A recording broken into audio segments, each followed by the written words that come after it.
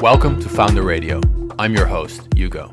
In this podcast, you'll hear in-depth conversations with the globe's most exciting company founders. We'll talk about their ideas, their successes, their challenges, and their learnings along the way. At Founder Radio, we celebrate founders, and we believe that innovative founders are critical to deal with the challenges humans face. They are society's explorers and work in uncertainty to expand our practical knowledge each and every day. Building something from scratch requires creativity, intelligence, conviction, and endurance.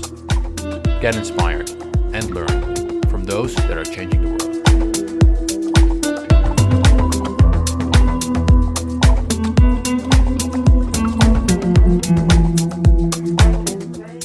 Hey everyone, welcome to Founder Radio. Today is a very exciting episode. Today we have Mark Hulshof of Triggre, a no-code automation platform. We'll go into much more detail as to what Triggre does. But for now, it's great to have you. Welcome to the podcast, Mark. Yeah, thanks, Hugo. Thank you for having me. Of course. And let's dive right in and start with talking about Triggre a little bit. Could you briefly, for the audience, summarize what Triggre is and what it does? Yeah, absolutely. So Triggre is a no-code platform to automate business processes. So from a database to workflow to business logic to ultimately also a front end, so portals, it's everything that you can build with Triggre. And the funny thing is that it's absolutely no code. So wherever you are in the platform, there's never ever a backdoor to pull in custom code or scripting or whatsoever. And that makes it unique in the market because our approach is dedicated to true no code. And that means that people that work with Triggre are guided step by step in wizards to build their functionality and tweak it on a very detailed level, giving us the advantage to allow people with no technical background to work with Triggre and to build their applications. Got it. Very clear. No code guarantee is what that sounds like to me. And what's your long-term vision? And I'm really thinking 10, 20 years in terms of automation in first business, but also automation in people's personal life. What do you think will be possible many years from now? Yeah, that's an awesome question because what you see in the market, and especially in our target audience, so SME companies, so from 22 to 1,000 FTEs, we truly believe that digitalization is the core of business success on the long term. So automating things is inevitable when you want to be a profitable company. And that in combination with people that are highly skilled these days, you need to offer them tools to automate things instead of just fiddling around in spreadsheets, and sending emails back and forth, because most people do have the ideas to make it better and to improve it. And there you can compare no-code tools, for example, with email. So 20 years ago, nobody had an email client on his computer. There were even no personal computers yet. So what we expect for the long term, and it's already there, though not everybody's using it yet, but that it's democratizing. So more people get access to technology because it's easier to use. And that means also that automating processes will become a default attitude for people at companies. Instead of setting up another Excel, they will have access to multiple no-code tools to automate things and to connect things, right? So it will become as easy as now you can connect your Gmail account to your Dropbox account. I mean, that's 2 clicks on your mobile phone. So things are becoming more easier and more accessible for normal people, so to say. Could you give an example, both in business life and in personal life, of something that you think will be automatable, but that's not on people's radars yet? Due to the introduction also of AI tools in the past half a year, that more people understand that it will become a realistic scenario to automate things. Though how to integrate it is something different, because simply asking a prompt to an AI and get a result is one thing, but how do you incorporate this into a business process, right? So it becomes interesting when people see that they can set up a tool, for example, in Triggre or in any other no-code tool. I mean, there are many no-code tools, but for business processes, you can use Triggre, set up prompts in Triggre, get AI data back into your Triggre application and push it forward to the next step in the business process. And I think with this revolution that more people understand that it's possible. On the other hand, looking at the new generation, we've got a couple of partnerships in for example, schools even secondary schools already that teach Nocode to students of, let's say, 16, 17 years old. So there is a generation coming up that is nurtured with digital tools from a very young age. That's awesome. I'd love to see what comes out of their automations one day. And Mark, could you walk me through a very concrete case study of a customer of Triggre, like something that you've seen that they've built that's exciting or that just works really well, saves a bunch of time, something that comes to mind that could further explain how Triggre is integrated into business processes? Yeah, absolutely, because we focus on this mid-market, and what we've seen is that there is a lot of potential to automate things in SMB companies. So let me give you an example of a trader in bulk goods, in coffee, cocoa, cotton, those kind of things. So they purchase it on a worldwide scale, though with local entities. So there is an entity in Amsterdam, there's an entity in Mexico, there's an entity I don't know where, so they're all over the place. But now the idea was to consolidate all these orders into one system, which is built on Triggre, and then create a sort of predictable process to consolidate orders and to ship them at once instead of one by one. So that's the easy explanation. There's a little bit more logic behind it. But the idea is when you consolidate all those orders and you pull in data from also the carriers, so the sea freight carriers, on pricing and on estimated time of delivery and capacity and all those kind of things, that you can make a better decision on when and how to ship certain orders. Yeah. So this company is a mid-market company, so not a big IT department with tens of people. So it's a couple of guys that do have the knowledge on the process. And then there is a sort of integrator person that understands the process and can connect the dots. And Triggre is simply the technology to realize it at a certain point. And this thing is an awesome example of how to improve margins in a traditional business rather quickly. So was this something they just didn't do before, or does Triggre then replace the manual work of adding these orders up? So previously, the country organizations were working independently. So there was no consolidation between countries. That's one. And second, indeed, scheduling all the shipment orders was also done manually. So it's two things. So it's automating the process as much as you can. So of course, sometimes there is something that needs attention, which can be called management by exception. So when something needs attention, it will be put on a list or there will be an alert or something like that. And then people can look into it. But when it's a straightforward process, then you can automate it from A to Z with Triggre. So it's automation. And then second, when you try to collect the data from multiple entities within one group and combine it, that's absolutely also something new to do before. That's amazing. Yeah, thanks. That's a really good example. Very simple question, complicated answer I'm expecting. Like, how did you build it? How could you walk us through the journey of like the very first cobbling together of an MVP of Triggre, MVP of Triggre, up to all the way where you are now with these kinds of applications up and running?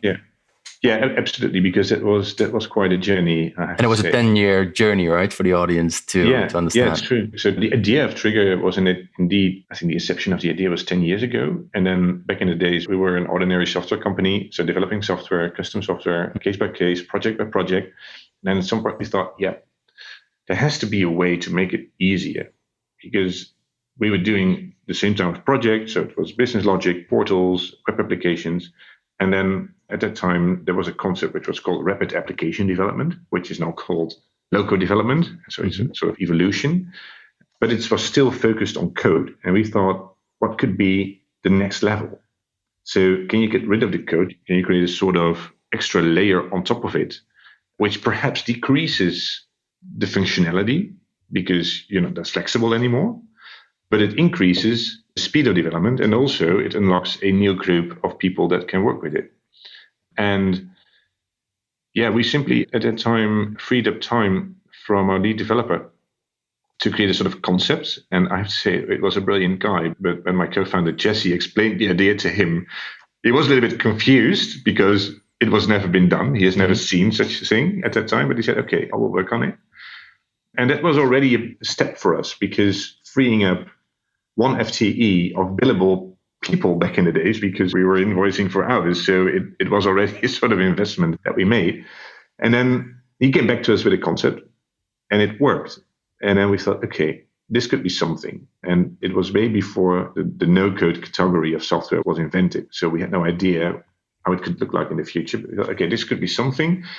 Though we were running a company, so it was not that we were in an attic building a concept or something. It was a running business. Mm-hmm. So we thought, let's try to pivot the business ultimately into a platform business instead of a consultancy or a project business. And yeah, at that point, we thought, okay, let's get rid of as much as we can the professional services side. And I think after a couple of years, this pivot was realized, and there was a first version of Triggre, though it was a minimal viable product. Let's put it like that. Of course, we were really happy with this MVP because it could do something, though it wasn't easy to learn, and it still required a lot of consultancy to implement it. We were always working together with customers, so we decided to find some launching customers, first of all. And we found them, started the implementation, started releasing it, of course, stumbled on a lot of issues, which were fixed on the fly. They went live, and then I think after 4 or 5 years after the inception, we thought, okay, no-code could be absolutely something to invest more heavily in. But it means that we need to build it again, a better version. Mm-hmm. That's what we did. So the development team was now completely freed up for Triggre and for the platform. We completely redid the designer. So the approach of how to build software with Triggre was redone. And then I think in 2021, we considered it good enough to release it to the public. From, I think, 2021 on, it's possible to create a free account on Triggre and to start the onboarding, including the e-learning and all the aspects that you need to onboard new users into a platform. And at that same moment, we also decided to start with a partner network, basically, because what you see in this SME market is that entrepreneurs or business owners, managers, they see the potential of automation, but they need a guide next to them to guide them into this digital journey. And that comes with consultancy, after all. And it's not only building the application, but it's also redesigning the process. Mm-hmm. Or, for example, integrating it with a financial bookkeeping software or with an ERP or any other software out there. And therefore, this partner network is brought in place. Currently, I think with over 25 partners worldwide that support our customers. And it also for us means that we can focus on the technology. So most of the people at Triggre are focused on the products, which is the technology, but also the learning, the documentation, and everything next to it that you need to run this product, the infrastructure, for example. And it's a continuous journey, though the most important thing with this new version was the concept. Because you can look at application development or platform development like it's a quadrant. And this quadrant has 2 axes. So one axis, the axis of the functionality, so what you can do with the platform, and the other axis, how easy to use it is. And if you see this quadrant in front of you, then you can have a movement that says, okay, I'm going to add functionality over time. That's okay. But what you cannot do is make it easier and decrease functionality, because then you would not be backwards compatible. Yep. So we thought the concept of ease of use, that's the most important thing that we need to focus on. And then deploy a concept where we can add new functionality within that ease of use concept later on, instead of the other way around, making it very functional, but not easy enough. Because the other way around is, I would say, impossible. You're going to get a lot of angry customers, I imagine. Absolutely. And Mark, you talked about that pivot, and I think you made it sound too easy, almost as if it was like at one point in time. But I imagine that at one point you had this IT business, traditional as you call it, like working one-on-one projects. And you had this idea, like very high in the sky, conceptually brilliant, but at a time where low-code was not a thing. Can you imagine not a lot of people were already sharing the idea? And the business was your oxygen. So how did you balance sort of moving over to focusing on the no-code company that would become Triggre versus running the business that was your income and that was what you were doing at the time? Yeah, that's a really good question. And I have to say that luckily, Jesse and I were never get used on being self-employed entrepreneurs where we considered our revenue as our income as an entrepreneur, because if you consider all the revenue that you earn on the hours that you make as your income, then it's really difficult to free up money to spend it on an investment in technology and spend it on people on your payroll sure outcome, because you never know whether it ends up with a good concept or whether the time and the money is wasted on something that doesn't work. So we always had the mindset of building a company, and prior to the projects, we both had other ventures in product software. And we know by heart that we're product guys. So we thought, okay, we will set up something. We know that we want to build another product, and to get there, just to cover it and to bridge the two ideas, so to say, we will do some projects. That was always from day one a mindset. And this mindset is crucial in this early stage of a company, because it's not about earning as much money. Of course, you need to have your bread and butter for sure. But if you ultimately want to change something in the world and change something and bring a product to life, then also you need to be willing to not make that much money that you potentially could make as a self-employed professional in the IT business or with a small group of professionals. And I think that's an important aspect. Then we saw that the potential of Triggre was there, that we also got a seed investor on board to leverage the budget that we got from the projects with some external budget to increase the development team, basically. And then slowly moved to the subscriptions, first of all with customers that were able to purchase the more enterprise priced accounts, let's put it like that, because today we've applied a pricing model which is accessible for all kinds of companies. In the early stage, we tried to find the larger customers that could purchase significant subscriptions, obviously. And to emphasize that strategy a little bit, you can compare it to the way Tesla did it, for example. So first of all, there was the Roadster, which was accessible for the happy few, so to say. Then the Model S came for a larger group, but still not for everyone. And then they introduced the Model 3, which was accessible for many more people. And for Triggre, the same approach was there. So the first version of Triggre were optimized product, just as the Roadster. It was useful, and the customers supported the idea of Triggre. So they were really aligned on the purpose of what we were doing and were willing to pay for it. Then the next version came out, which was a little bit less expensive. And now it's affordable for everyone. So that was basically our approach. Awesome. Yeah, thanks. And how does Triggre compare to Mendix, Mark? And for those listening, Mendix is, I think, one of the big no-code successes in Europe, developed for over a long time and eventually sold to Siemens for 700 million euros. Is that a good comparison at all? What do you think of the technology? How does it compare when it comes to the customers you're serving? And what are your other observations when you compare the two companies? That's a really nice one. And I have to say that they absolutely paved the road for low code in the Netherlands. Though the comparison, I think the only comparison with Mendix and Triggre is that the output eventually is a business application. The approach of how you build it is totally different. And I don't know the technology. I cannot compare. The only thing that I see in the market is that it's more focused on IT departments and it has more an enterprise focus, which we totally not have. So the difference between the two platforms, as far as I understand them, is that it's possible to customize code or scripting or on a very detailed level in most of the low-code tools, also Mendix. And with Triggre, it's a closed system. So it's not possible to do it. So it's all guided by the wizards. So whatever Triggre offers you, it's possible to do it. And when it's not in Triggre, it's not possible to make it. And that's a big difference. And looking at the target audiences, then that IT departments who usually purchase low-code tools want to have the flexibility to pull in all their custom ideas, where we are focusing not on the tech people, but more the functional people. Say, okay, I just want to automate this process. It's a couple of clicks. I need some data. Perhaps I need to pull in data via the API. Therefore, they sometimes rely on their consultant from the partner. And that's it. So the use cases are less technical. That's one. The people who are using it, who are using Triggre, are less technical than low-code users.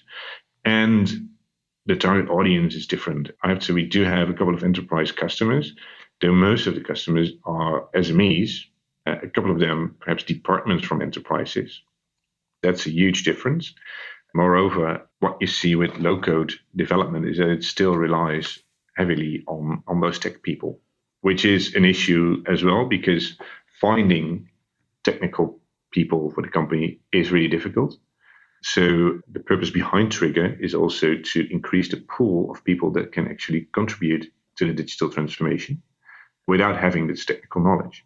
Yeah. Have you ever, I mean, this is a hard question to answer, but have you ever thought about by how much you increase the pool of people able to build certain functionalities? Like you might be 100xing that pool of people by not requiring coding skills. And it might be even more. Like, have you ever tried to estimate that number? Yeah, absolutely. Because we did a lot of research on this. Mm-hmm. And on average, see that 2% of the let's say, the labor population is able to code. Mm-hmm. Based on our research, we believe that 20 to 25% of the people are able to think in a process and understand what a process is and could be their own process where they're in, and are able to describe it and perhaps to find improvements. Wow. Okay. So 2% to 25% increase. That's the assumption. Yeah. Yeah. Amazing. That's super interesting. And Mark, if I'm not mistaken, I saw that you have an integration with Zapier as well. Could you explain what Zapier is, why you built that integration, and what that unlocks for users of Triggre? Yeah, it's an integration platform. So many applications, apps out there are on Zapier, and Triggre is also on Zapier. And what it means is that you literally, with a couple of clicks, can connect apps with each other. Mm-hmm. And the funny thing of Triggre is that your custom application will be on Zapier. So whether you build, an order management tool or a ordering tool, as I just described, mm-hmm. you can connect it via Zapier to something else. And for example, also, so Microsoft Teams is on Zapier. So in the example of the sea freight orders, you can imagine that when something happens with an order, that you want to push this message to Teams and put it into a team where the order managers are allocated, and simply say, hey, this order needs your attention, and it needs your attention right now. So that could be an integration built with Zapier. And it's the easiest and the quickest way to connect applications with each other. And there are many use cases. You can also connect it to message services, right? Where you send an SMS to a person via Zapier, connect it. So for Triggre, it's an enormous addition of functionality. And we truly believe that Triggre is never a standalone. There's always something else that you use within a company, whether it's Teams or whether it's an ERP or whether it's, I don't know what, printing software. All these kind of things are on Zapier. And it's the easiest way to set it up. Though, of course, it comes with a price. So you need two platforms next to each other.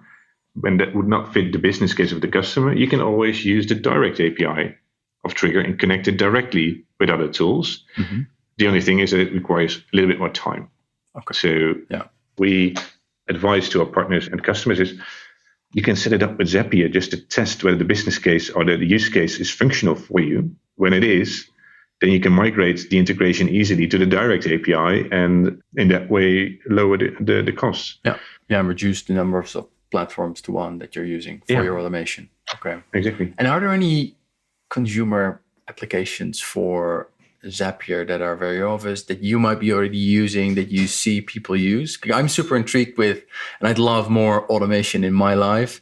I'm a lazy man, but I don't have any up and running currently. Like, could you speak a little bit about what consumers could automate in their personal life with the tools that are available nowadays?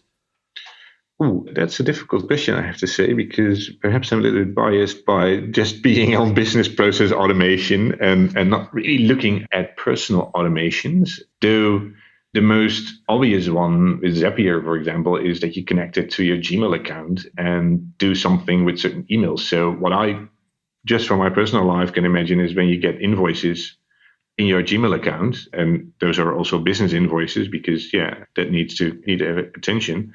Immediately pull them out, the attachments, put them into a Dropbox storage where you can easily pull them out when you need to do your finances. And what about messaging, for example, or email sending? Could all of that be automated as well?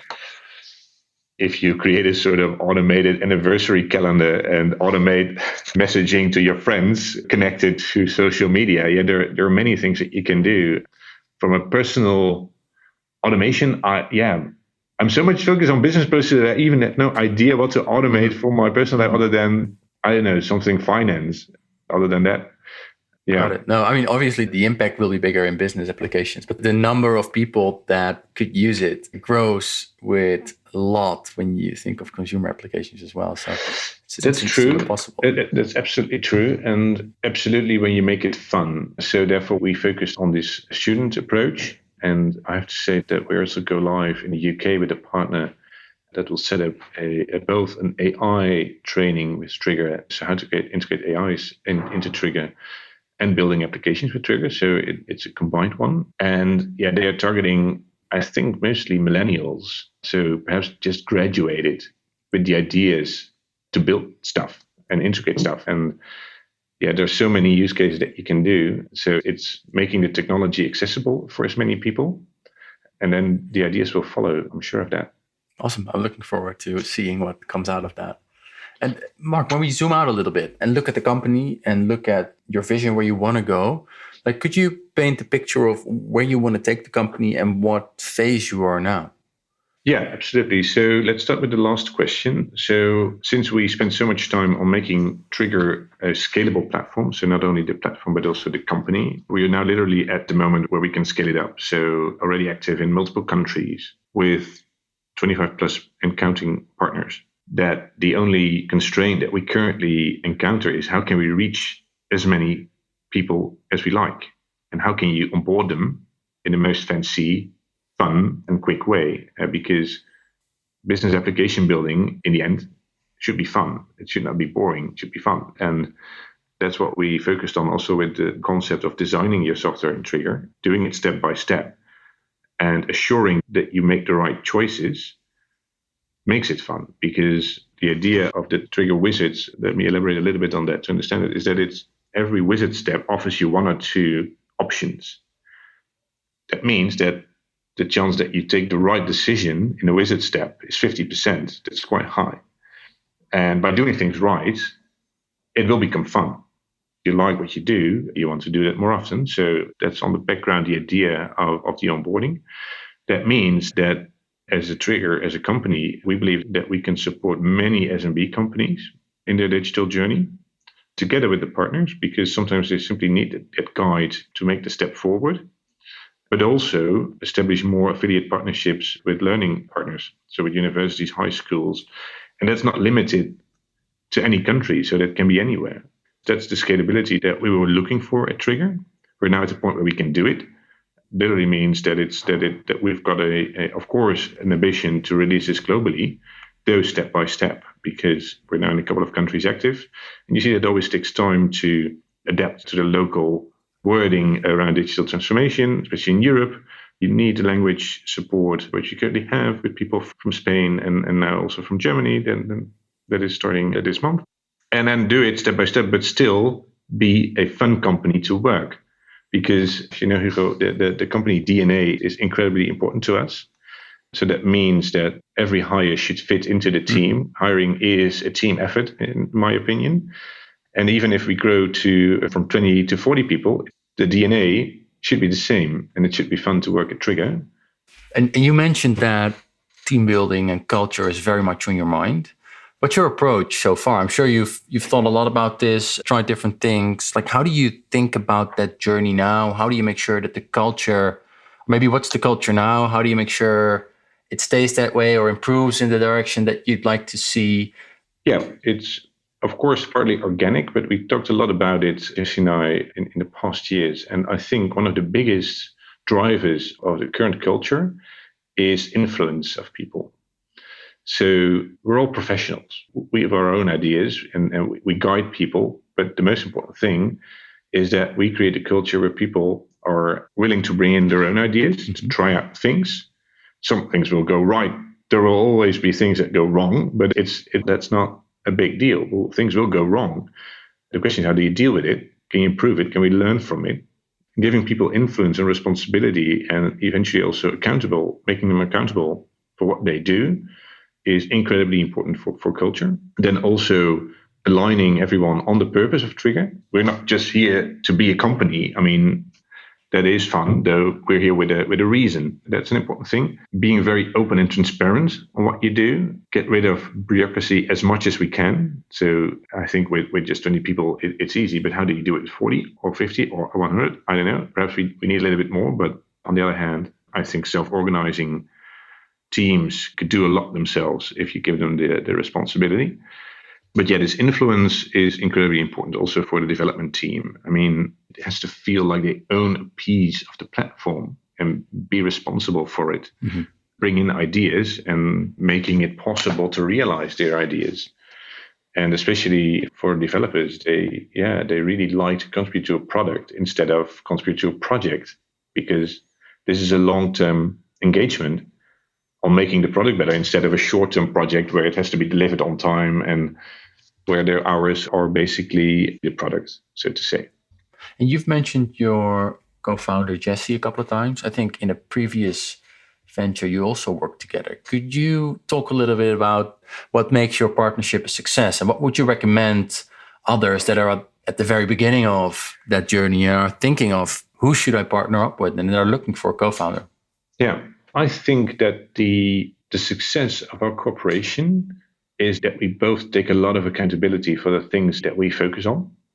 So Jesse on the technology, on the products, on the go-to-market, the marketing, everything like that. And we're both different. So Jesse's more the tech guy, I think, within Triggre, where I'm more focused on the business commercial side. And I have to say, we had a lot of discussions from time to time in the early days of Triggre, because as a commercial guy, you always want to sell. So when a customer comes in and says, yeah, I really like the product, but I definitely need this feature, you can imagine that I get back to Jesse and said, well, we can do this deal, but then you need to implement this and this. And then he said, yeah, but we're not going to do it. We're going to stick to the vision of Triggre. And those discussions were sometimes really hard, but I have to say he was totally right, because now it gives the advantage. Mm-hmm. But we were able to have these discussions, tough discussions, and then always find each other on the long-term purpose. And he steps in where I step out. So it's really important. It's in terms of finding a co-founder, it was not necessarily that I was looking for a co-founder, but we stumbled on each other by sort of coincidence, and we had a sort of the same feeling of what we want to achieve in life, I think. Both really committed, honest. That's how that evolves.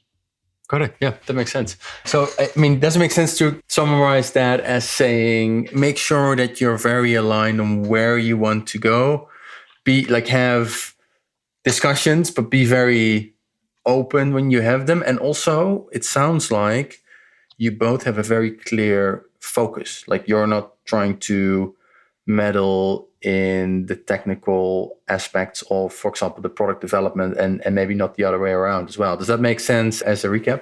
Yeah, we absolutely have our own focus within Triggre.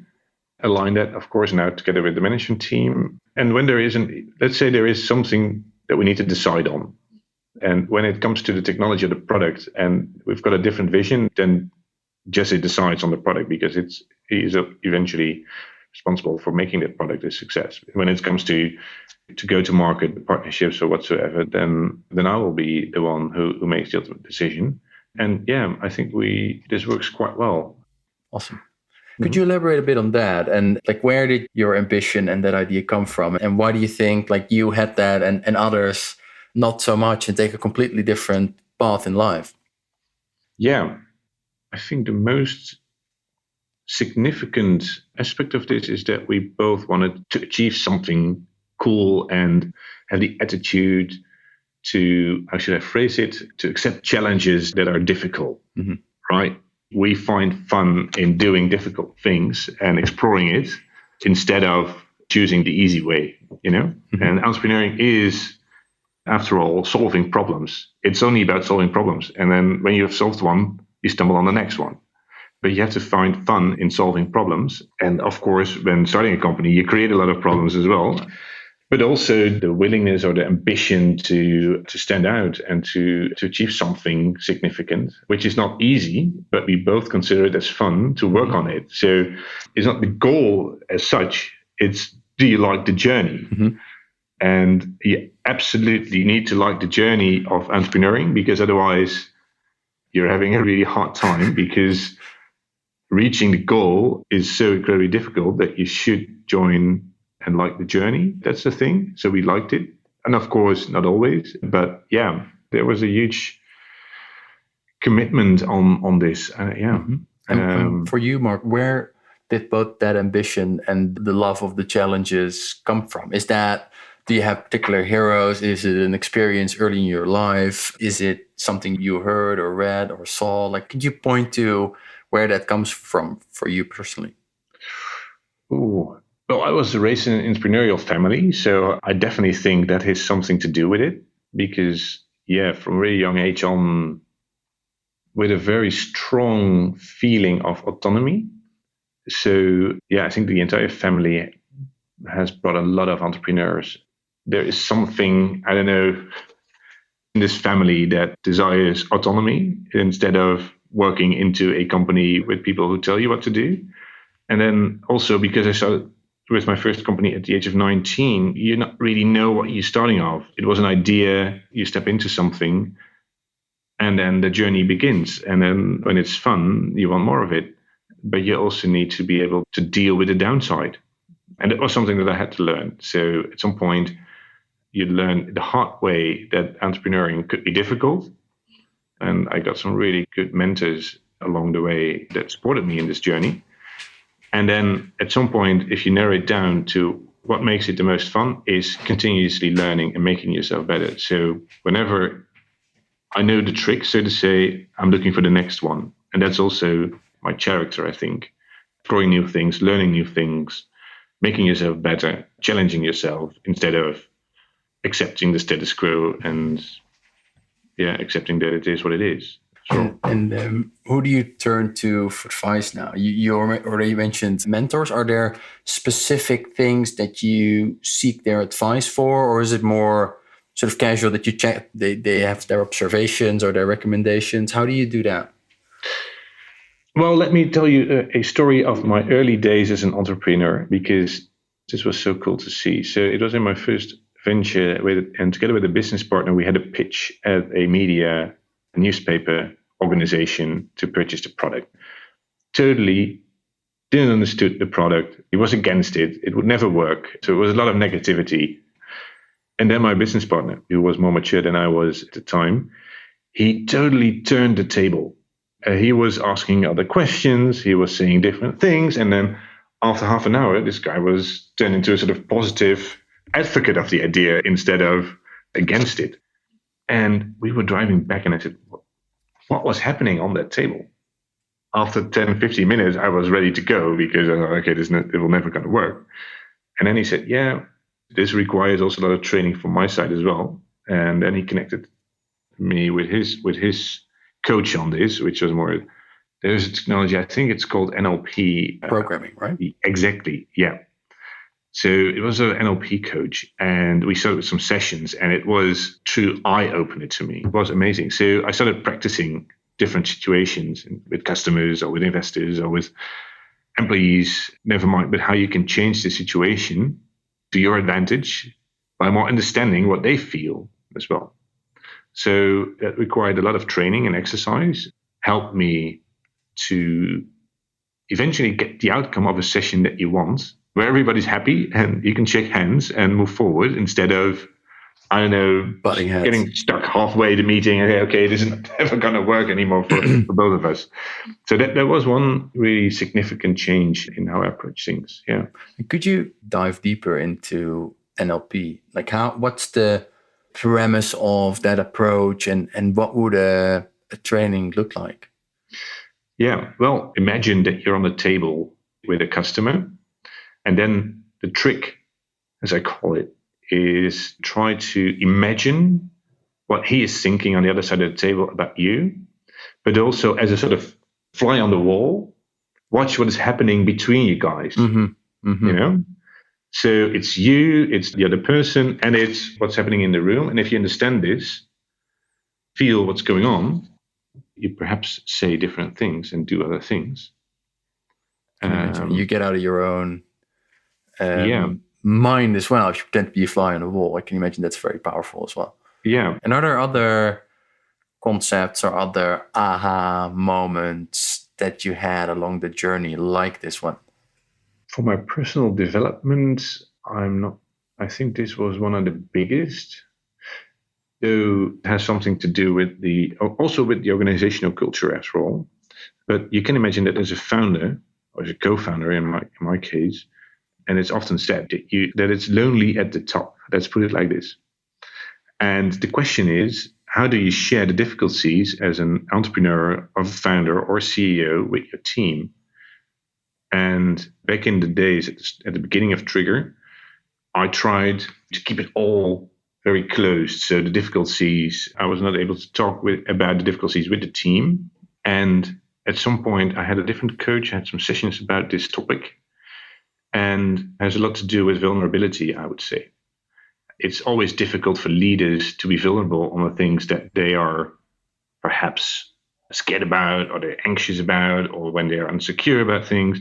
But this making it more vulnerable and open up to the team was, for me at least, it was a complete eye-opener, because I could be really stressed about the things that were going not in the direction as I wanted to be. Mm-hmm. And I tried to fix it all by myself. But making it transparent and being vulnerable on these kind of things, it decreased the level of stress immediately, I would say. Because now people could contribute to it. And they say, yeah, okay, yeah, it's good to know. And what can we do to improve it? In the early days of Triggre, we started with this first seed funding round, for example. And at some point, we thought, okay, this is going through. And it eventually did. But the time that it took to get the deal done took much longer than we thought. And eventually it was a deal in a couple of phases. So I think in the first phase, we didn't share anything about this fundraising at all. So it was just the founders that were doing the fundraising, and the team was not involved, not informed, and they knew nothing about it. But nowadays, it's way more transparent how the funding of the company is organized, first of all. It also comes with bigger customer deals, so it's all transparent. And that makes it much easier because, yeah, if the difficulties are shared with the team, you do not feel that you keep it for yourself or keep it as a sort of secret that is not required to share with people. So making it transparent, the level of stress, I think, for founders, first of all. And in the same go, it also increases the loyalty, I think, of people to the company, because they also want success, after all. They're not here, they can work anywhere. So they're not at Triggre just for their salary. They're here to contribute to something. They're part of a movement, so to say. And yeah, I think I had to understand this before I could implement it. And talking about these difficult things and the difficulties that you experience as an entrepreneur are inevitable to share them with the team. But it was absolutely something I had to learn. Can you imagine? Yeah, but awesome. Thanks for sharing that. And when we zoom out again, and when we think about the journey of being an entrepreneur and building a business, what do you think the most common misconceptions are about that? What strikes you most? Like, what are the things you think are thought and said about that journey that are just not accurate and that you'd love to talk about and correct, so to say? Well, as an entrepreneur, there are lots of things that you must do and lots of things you shouldn't do, and all together. But after all, especially when you're an entrepreneur, you're also responsible for your team, for the people that work with you and are willing to spend time with you, their precious time on your company. And that feels like a high responsibility to me. I mean, all the people that we have are all very well educated. They can work anywhere in the world for any company that they like, perhaps for much more that we can offer as a scale-up company. And they still choose to be with Triggre. And that's great. It also comes with responsibility. And that's a difficulty that you have to manage as an entrepreneur. It's not just the fun. Salaries should be paid on time every month. I don't think that everybody can deal with this. So that's one. Many people think as an entrepreneur, you've got a lot of freedom and you can do whatever you like. At some point, that's true. But after all, you're accountable for what's happening. So when things go right, you're accountable. When things are not going right, you're also accountable. And then it's becoming a problem. So living day to day with this accountability is something that perhaps is underestimated or people simply don't know. I mean, if you've never been in this situation, I've got people that I know quite well, friends, and if you never be in the situation of being accountable this way, also for your investors and other stakeholders, also for customers. I mean, many customers rely on Triggre for their day-to-day operations, so it has to be good. So what do you need, like in terms of psychological layout? What do you think are key traits that you need to cope with all that? Well, you have to be persuasive, consistent, but also embracing the unknown. I'm not sure about how to Oh, that makes sense. Yeah. qualify this, but embracing the unknown, embracing that's, I think, one of the most important things. And if you want a clear path until your pension, don't become an entrepreneur, because that's not how it works. So if you're more adventurous and if you're open to different paths and see what life has to bring for you, then you're able to embrace this, even in your personal life, because everybody has got a mortgage or wants one and all these liabilities. You have to embrace what you do not know yet. Beautiful. Well put. As we wrap up, Mark, are there any last thoughts or remarks or comments or anything you want to share? In terms of entrepreneuring, if you're able to embrace this then I think it could be an epiphany for many people. Whether you start at the age of 20 or at 40 or I know at 60, I think many people that eventually start with being an entrepreneur or even start as a self-employed professional, I think truly benefit from it, because it gives you so much more. It's so much more rewarding. Yeah, that was the word I was looking for. Because what you do impacts for yourself immediately. If you're in a bigger organization, it's harder to see the direct impact of what you do. So after all, entrepreneuring is the best thing I've ever did. And I cannot imagine any other thing to do than being an entrepreneur, because it's also the way of life. But you have to be honest to yourself and see what you have to learn. And yeah, that makes it a lot of fun. Awesome. I think that's a beautiful note to end on. Thank you so much, Mark, for joining us, for your openness and telling us about the Triggre's journey, your own learnings along the way. Very much appreciate you being here and hope to see you next one. Yeah, thank you so much, Hugo. Thanks for the questions, and talk to you next time. Thank you.